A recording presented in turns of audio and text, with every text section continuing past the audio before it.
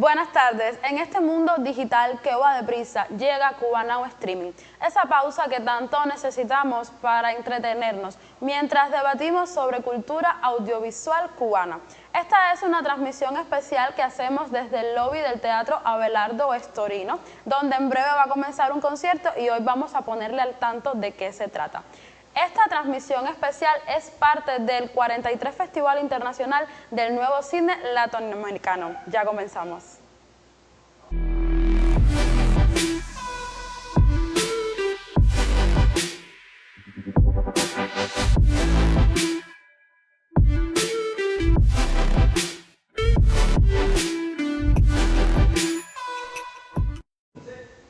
Llega diciembre y desde 1979 es tradicional que en La Habana el mes de diciembre es conocido como el mes del cine. Y es que todos los cines del proyecto 23 del ICAI tradicionalmente acogen este festival, que acoge a capitalinos, a visitantes ocasionales, recurrentes y también a todos los invitados extranjeros de esta cita cinematográfica.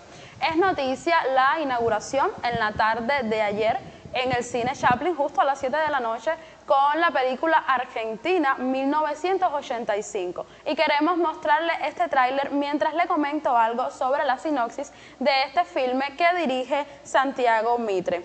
La proyección como tal se trata de que durante la década de 1980 un grupo de abogados investiga y lleva a juicio a los responsables de la dictadura cívico-militar argentina.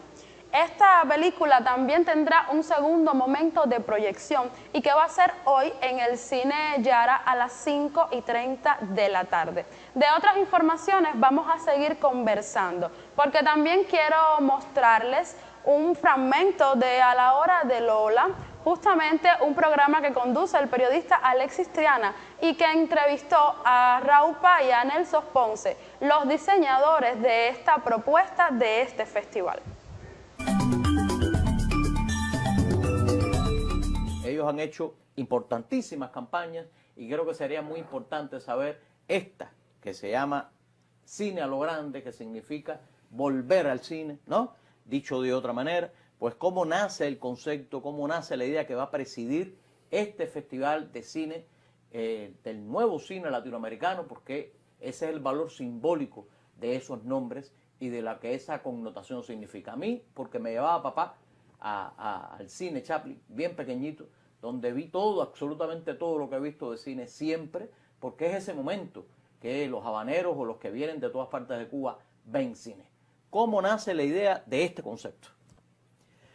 Bueno, nosotros hace algún tiempo estamos desarrollando las campañas del festival y siempre tenemos como premisa darle un vuelco cada vez que hacemos una nueva.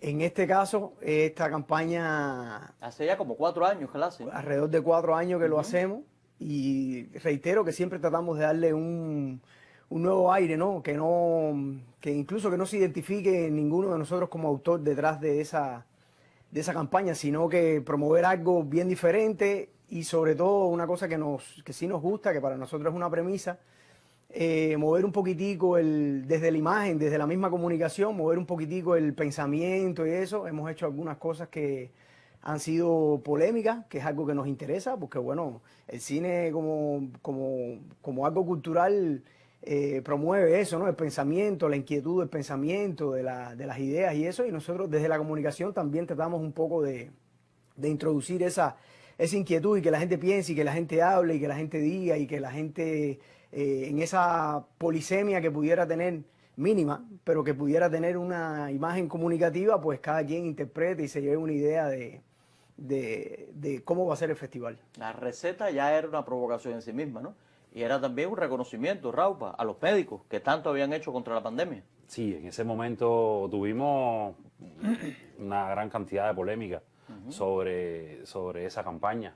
Sí. Recuerdo que muchas personas no estaban a favor, muchas personas estaban a favor de que se tratara ese tipo de lenguaje en una campaña. Pero bueno, al final nosotros siempre decimos que si existe la polémica es que está llegando a suficientes personas y la gente tiene que ver con esto. Es decir, toca a las personas de cerca y ya sea para bien, incluso sea lo que más me gusta a mí es que sea para que la gente piense en eso. Si piensa en eso y si en realidad después de una crítica cabe un pensamiento de que si eso estuvo bien hecho o no, cosa que a mí me sigue pareciendo, yo creo que a ti también, claro, que estuvo bien y era un homenaje a lo que estábamos viviendo en aquellos momentos. Es una cosa que siempre me gusta que suceda con las campañas del festival, que haya polémica, que la gente hable, que la gente la desguace, si quiere. Y Cine a lo Grande, ¿cómo nace la idea? Porque me imagino que se hacen talleres, hay sinergia creativa, se debaten los conceptos. Claro, claro. Alguien diría que no se entendía la letra del médico el año pasado, sí, ¿no? Sí, que no era una... Sí, lo del año pasado fue algo prácticamente insoslayable, no tocar ese tema. O sea, era imperdonable no tocar ese tema porque era algo que tenía que ver con todos los espacios culturales, con todas las personas, con todo lo de negativo que tuvo una pandemia. Y entonces un poquitico, a veces nos decían, ¿por qué es triste la imagen? Bueno, la imagen no es que sea triste, es que también se deprimió el consumo del cine. Incluso la gente empezó a consumir esto que es tan necesario, porque el ser humano necesita de la cultura siempre. Los modos son los que cambian, entonces la gente se fue encerrando en su casa por el tema del aislamiento y demás. Y la gente se fue encerrando en su casa y empezó a consumir el cine desde lo pequeño, digamos, ¿no? De los dispositivos móviles y demás. Y entonces, ahora con esta campaña, pues, es un vuelco de eso, ¿no? Justamente. Obviamente nosotros tenemos como unas sesiones de brainstorming y trabajos de mesa con la gente del festival, y ahí un poquitico vamos perfilando por dónde queremos direccionar. O sea, no es lo que están viendo no es solo patrimonio del equipo, sino también de ese trabajo colectivo, donde la gente piensa que lo que ve fue así por obra y gracia de la creatividad de los diseñadores, y no es así. O sea, se colegian, se buscan ideas, se presentan varias ideas, y bueno, de ahí elegimos una, seguimos perfilándola, y llegamos a este lema, que también es una de las cosas más difíciles. O sea, porque el lema es como la punta del iceberg de todo lo que es la campaña y todo lo que después se va a desarrollar a nivel de imagen, a nivel visual. Y entonces, bueno, también fue un poquito inevitable esto de hablar de volver a la sala de cine, de consumir el cine en su espacio social, o sea, donde hay mucha gente confluyendo y todo lo hermoso que tiene ese acto de que la gente socialice, se hable, o sea, que es algo que forma parte de lo humano y que por la pandemia pues se atrofió un poquito.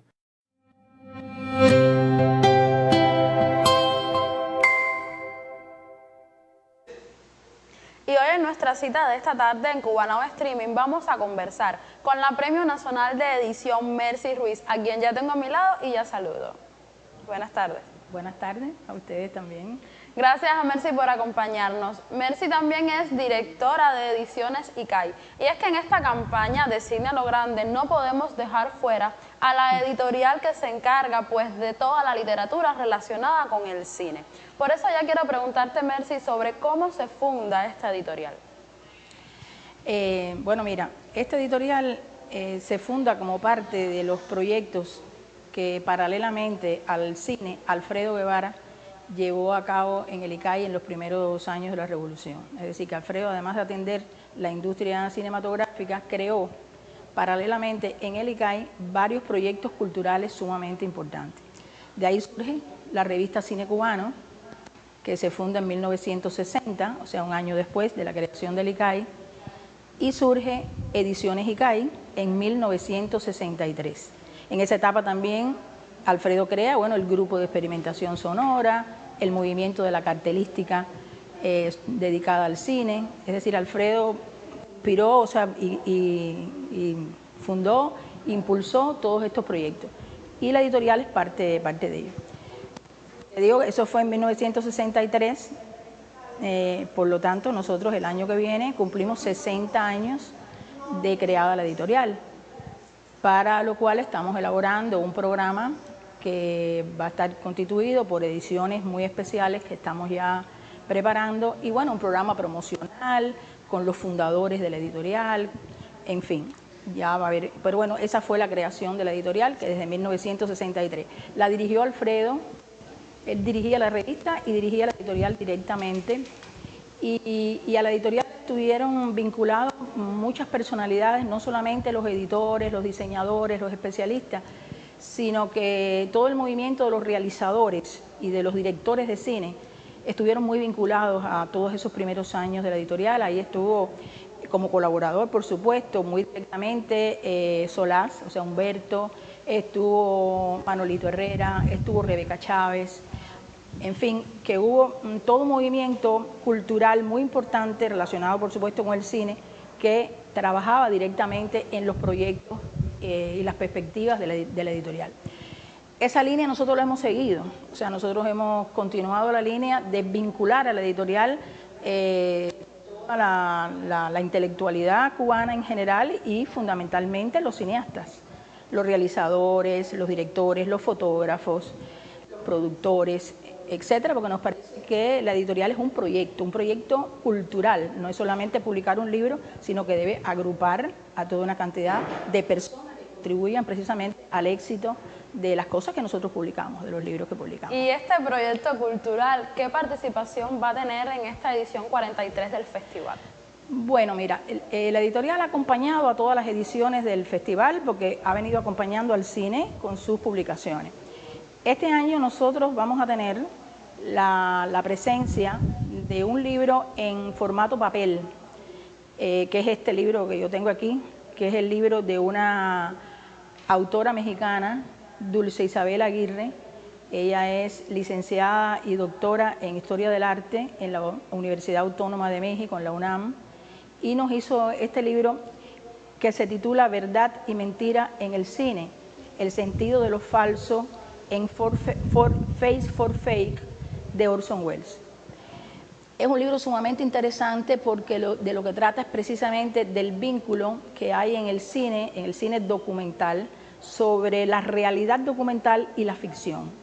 Y ella hace un estudio a través de esta obra de Orson Welles de cómo eso tiene que tener una correspondencia que no siempre se logra.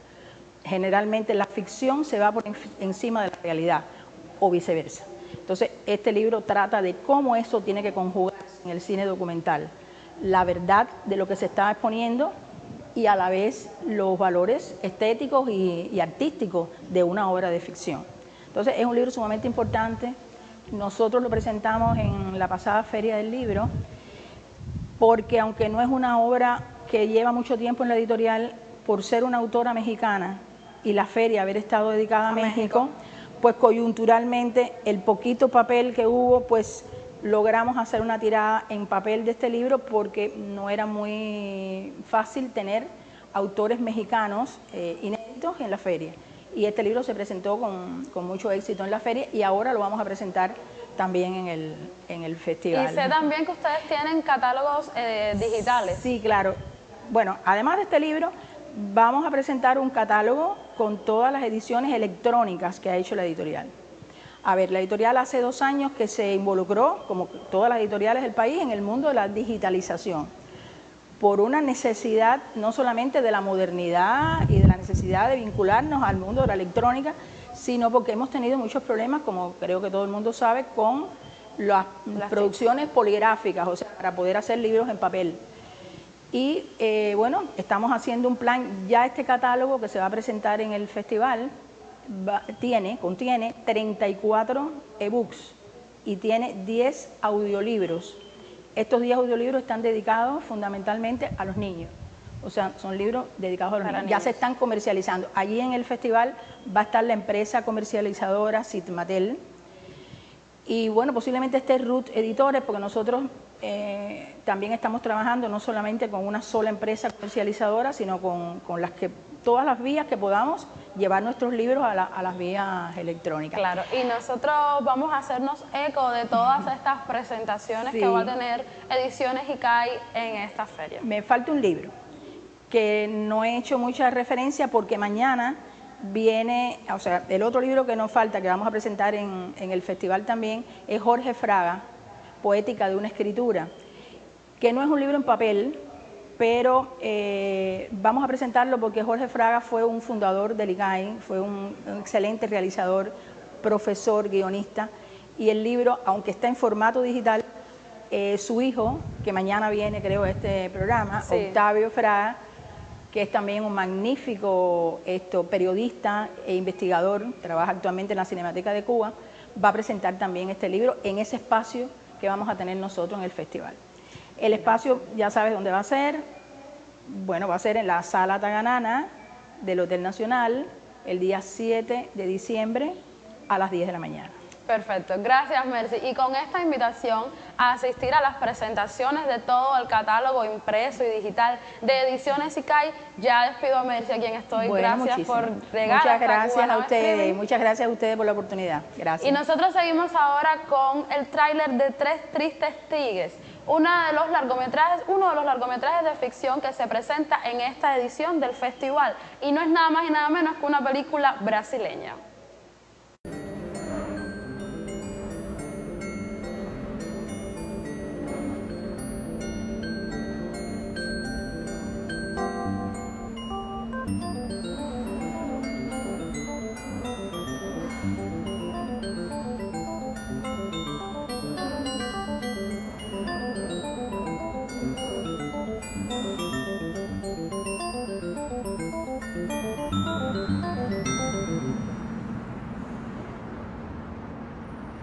Ai, gente, eu amo esse lugar. É ótimo pra pegar uma poluição assim. Falou a fumante de um maço por dia, né? Por isso mesmo, tem que saber administrar as coisas. Uma droguinha, uma fritinha. Ó, eu trouxe esses pãezinhos japoneses que eu roubei do trabalho ontem. Que gostoso. Gente, que fofo! É de feijão. É salgado? Não, é doce. Que gracinha!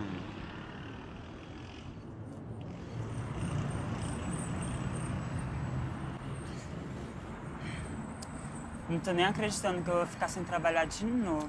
Ai, amiga, de novo com isso? Tem que entender que coisa é essa de fase dourada. Ai, mas se fase vermelha já não abre quase nada. Mas campeonato de futebol pode, né? Que ódio. Sabe o que você devia? Era fazer show. Não tem erro. Menina, então dá mais dinheiro, sabia? Tem que ter talento pra essas coisas. Eu fico toda atrapalhada com gente me olhando. Queria mesmo era sair de São Paulo. Ir pra um lugar mais calmo. Como se você fosse esse tipo de gente, né? Ah, mas se é pra ficar aqui, pagando aluguel caro, sem trabalho, sem cursinho, sem porra nenhuma, caralho, eu prefiro ser abduzida. Você é da onde? Eu nasci em Fortaleza, depois eu fui pra Porto Alegre. Eu gosto de mudar, mas agora, né? Ai, gente, é muito fofo. Não sei nem por onde começar. Eu sempre começo pelo cérebro. É que tu é insensível, né? Ai, que nada, viadinho. Se eu como o cérebro primeiro, ele morre de uma vez. Não fica sofrendo. Entendi. Bom, eu vou no nariz. Gente, e se o mundo acabasse? Ia ser bafo, né? Imagina presenciar isso. Ai, de jeito nenhum. Eu quero ficar velha, rica e poderosa. Só torrando na minha piscininha. Sabe aquelas velhas roucas de tanto fumar cigarro e a pele de galinha de tanto tomar sol? É.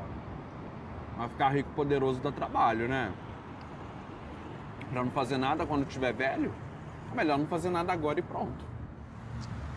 Dá trabalho ficar vivo, anyway.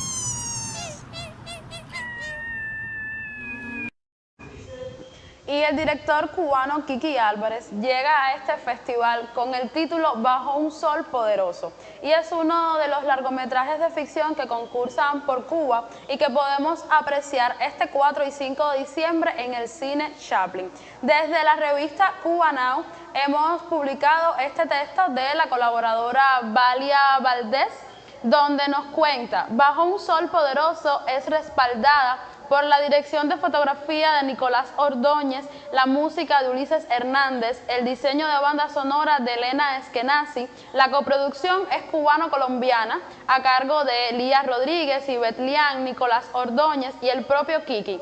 Y en las actuaciones destacan Verónica López, Ricardo Vega, Zenia Cruz, Igor Urquiza, Neisy Alpizar y Tony Alfonso. Así que ya lo sabe, en la revista Cubanagua está reseñada esta película y la invitación es que asistan este 4 y 5 de diciembre al Chaplin para que sean testigos de este filme, Bajo un Sol Poderoso, uno de los filmes que concursan por Cuba en esta edición del Festival de Cine Latinoamericano.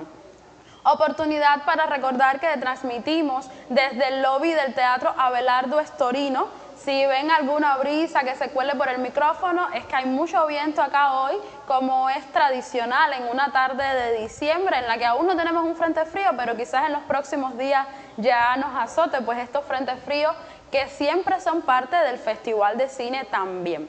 Y esta sala Abelardo Estorino en solo unos minutos va a acoger un concierto de Pablo Menéndez, director del Grupo Mezcla y también quien fue miembro del Grupo de Experimentación Sonora del ICAI. Y yo, por supuesto, ya tengo a mi lado a Pablo Menéndez. Buenas tardes. Buenas tardes, aquí ya listo para tocar ya. ¿Qué vas a enseñarnos hoy? ¿Cuál va a ser la música de hoy? Mira, como te decía, es una feliz coincidencia el Grupo Mezcla, porque nosotros realmente estamos relacionados con todos los temas de este principio de diciembre de 2022. El 50 aniversario del movimiento en la Nueva Trova, por supuesto, yo toda mi carrera he estado vinculado a eso, incluso de mucho antes de que se hiciera el movimiento como tal, ¿no? Porque yo participé acompañando a mi madre, la cantante norteamericana Bárbara Dane, en el Festival de la Canción Protesta, el encuentro mundial de la canción protesta en Casa de las Américas del año 67. Y yo tenía 15 años, pero acompañé a mi madre en esas actuaciones. Ella había venido ya por segunda vez, porque en su primera visita habló de la canción protesta en Casa de las Américas, y eso fue lo que inspiró a Casa de las Américas a hacer ese festival. Un encuentro increíble porque trajo gente del mundo entero. Y en Cuba estaban tratando de encontrar gente que, aparte de gente que tradicionalmente habían hecho canción política, como Carlos Puebla, por ejemplo, uno de los grandes compositores de la música cubana de todos los tiempos, encontraron algunos jovencitos que también estaban haciendo sus primeras canciones de este nuevo tipo de canción que luego se dio a conocer como Movimiento de la Nueva Trova. 2 años antes de fundar el movimiento. Sí que es una feliz coincidencia porque hoy es el día en que se fundó la Nueva Trova. Exactamente, sí. Entonces, 2 años antes, el ICAI había nucleado a una serie de jóvenes que no cabíamos realmente en las cosas que había en ese momento, en los otros espacios, porque todos teníamos una idea muy revolucionaria, estábamos muy inconformes con la manera de hacer la música en Cuba y cómo se estaba haciendo, y pensábamos que nosotros teníamos que abrirnos al mundo y inventar una nueva manera de hacer música en Cuba. Se entendía mal el jazz y nosotros estábamos creando un jazz cubano, basado también en las raíces de gente que ya lo venían haciendo de años. Se entendía mal el rock y nosotros pensábamos, no, nosotros estamos haciendo un rock cubano. Fíjate que una de las canciones más emblemáticas de lo que se llama Nueva Trova es una canción que es una guitarra de rock desde que empieza hasta que termina, y que llamó mucho la atención, con 3 cantautores de los grandes haciendo sus versos dentro de ese solo de guitarra de rock que hacía yo a los 17 años, ¿no? Que era Pablo Milanés, Noel Nicola y Silvio Rodríguez. Se llama Cuba Va. Y entonces el rock cubano, el jazz cubano, nosotros estábamos haciendo también música afrocubana en una nueva manera de hacer rumba, y trayendo eso como para el escenario de la música popular, actualizándola, ¿no? Como que poniéndola a nivel de los cambios sociales que estaban sucediendo. Y eso en las estructuras musicales que había como que no cabía. Nosotros éramos gente que estábamos abriendo nuevas posibilidades. Y la gente joven, o incluso no tan joven, se acuerda, por ejemplo, de la etapa de la gira por la patria de Silvio Rodríguez, donde estaban llenando grandes plazas de Cuba. Pero eso empezó, la Nueva Trova, en la sala de la casa de las personas, cantando las canciones, 1 o 2 trovadores con 5, 6, 10 personas, Y los medios, la televisión y la radio no entendía eso y no se sabía, bueno, ¿y dónde se programa esto? Esto no cabe en un cabaret.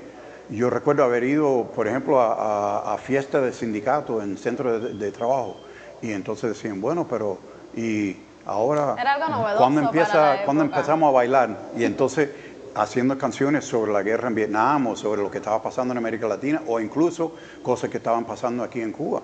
Porque en el primer disco que salió de esas nuevas canciones de la nueva trova, por ejemplo, había una canción contra el burocratismo, un mal que desgraciadamente sigue. No sé, la nueva trova siempre ha tenido que ver con la vida de la gente. Y siempre ha marcado pautas en la sociedad. Algunas de las mejores canciones de amor, pero no canciones de amor como las tradicionales, donde yo me voy a morir por ti, o tú vas a morir, o tú me dejaste y voy a morir, me voy a cortar las venas. No, no, un amor diferente, porque estaba redefiniéndose, transformándose el papel de la mujer en la sociedad, por ejemplo, el papel del amor, por supuesto, entonces tenía que cambiar. Y esas transformaciones que han recorrido ahora 50 años siguen sucediendo. Hoy en día, la nueva trova que en el mundo entero, por lo menos de habla hispana, resulta una de las cosas que no hay en otra parte. Y entonces ellos recurren mucho a distintos cantantes, canciones de la nueva trova cubana para decir cosas que ellos a veces están hasta prohibidos decirlas en su país. Yo recuerdo al principio, en los años 70, cuando llegó estas canciones y llegaron a España, todavía estaba Francisco Franco, estaba el fascismo y eran ilegales las canciones y entonces la gente usaba en ese momento los casetes, se los pasaban de mano a mano los estudiantes, jóvenes. Sí. Vamos a seguir, Pablo, esta conversación ahora como parte del concierto, porque ya todo el mundo está expectante, esperando por este concierto de Pablo Menéndez y su grupo Mezcla. Hoy, en este día fundacional del movimiento de la Nueva Trova, y en el que vamos a mezclar, como ya Pablo ha dicho, muchísimas de estas canciones que han marcado y marcan aún a varias generaciones de cubanos. Así ya pongo punto final al Cubanao Streaming. Esta es una pausa que terminamos acá, que seguimos en el concierto con Pablo Menéndez en la Sala Berardo Estorino, que le invitamos a que sigan las redes sociales del Ministerio de Cultura por donde vamos a transmitir este concierto. Y nosotros regresamos mañana en nuestra cita con el cine para contarle de todo lo que está sucediendo también en el Hotel Nacional y en la Casa del Festival, donde suceden días y jornadas de este Festival de Cine. Buenas tardes.